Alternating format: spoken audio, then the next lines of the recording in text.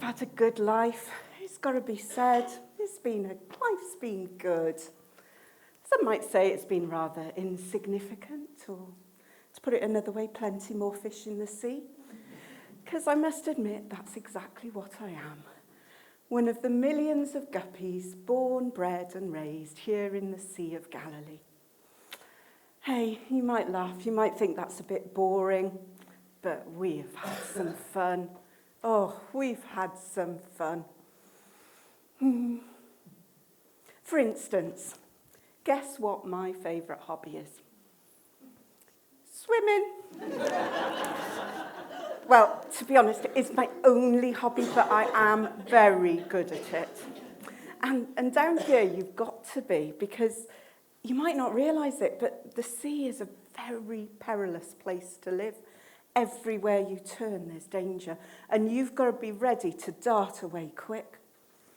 For starters, I think you'll agree that us guppies are rather sleek and attractive specimens. But it can't be said that it's the same for everything down here. There's some that have got these big, bulging eyes, and then there's some with those huge rubbery lips. Not to mention those that have got spikes all over them. Oh, they're vile. Sorry, don't mean to be rude, but vile. So you can imagine they get very jealous when we're sort of pulling all the fit birds. Not birds exactly. We don't go in for any of that cross-species relationship stuff. But we do match with all the best on plentyoffish.com. But if it's not one of those jealous types chasing us, the real threat comes from above.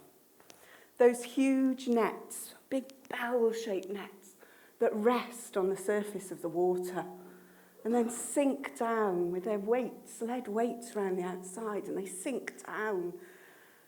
And if you're not quick and if you don't get out fast, one tug of the cord and you're taken, lifted up in the net, never to be seen again. I've lost plenty of my kith and kin to that. Our motto is always swim around with one eye, keeping an eye up for those nets. But, of course, the nets themselves are just a tool. They're not the real enemy. The real enemy is the one that throws the net. And the biggest sort of nemesis of the Guppy clan is this big, hairy hulk of a bloke called Simon Peter. Every day he is out sailing on the Sea of Galilee in his boat, chasing us around, casting out his nets in the hope of gathering up hordes of my family and friends. But we've got wise to his methods. We know what he's doing. We've got the better of him. No mistake. And today was one of them days as well. So it started off and we would all gather together in a big bunch on one side of the boat. And he would be there and he'd heave out the net over us. And we'd see it start to drift towards us. And quick as a flash, we'd all dart underneath the boat and regroup the other side. It was fun, and we did have a laugh, and we'd look through the water. And there would be Simon Peter. He had quite a fierce temper, stomping around the boat, cursing like a Trojan. He'd heave back in this net, he'd throw it out again over us, and we'd quickly dive back under the boat and regroup on the other side. Well, it was great. And we kept this going all through the day. And he was getting more and more mad. And you'd think that just when we are at our point of greatest confidence, this other bloke turned up. And things started to go wrong. So this other bloke, he's an apprentice of Simon Peter, at least so we thought. He said to Peter, right, throw the net out over there. And Peter looked confused. Simon Peter looked confused. And I'm not that sharp. I'm just a guppy. And I was like, but I'm here. Why are you doing that? We're all here. That makes no sense. And for what happened next, there is no logical explanation. my head said, right, stay put here, you're going to be fine. The net's over there, just stay here. But by some inexplicable force, I found myself being pulled into this net, along with all of my friends, all of my family, the whole horde of us, on one quick tug of the cord, and there we were being lifted up out of the water, never to be seen again.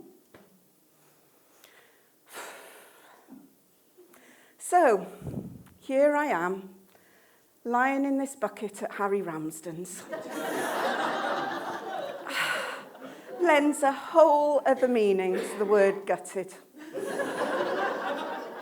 Any minute now, I'm going to be dipped in batter and ceremoniously dropped into boiling oil. Not a very nice end to the story, is it, folks?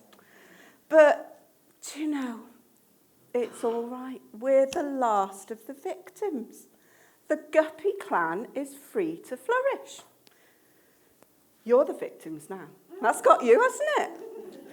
See, that apprentice blokey of Simon Peter, I heard his last words, and he said, from now on, you'll be fishing for the souls of men. That's got you, humans. He's after you now. And believe me, he's good. So, it's about to end for me now. No complaints, I guess.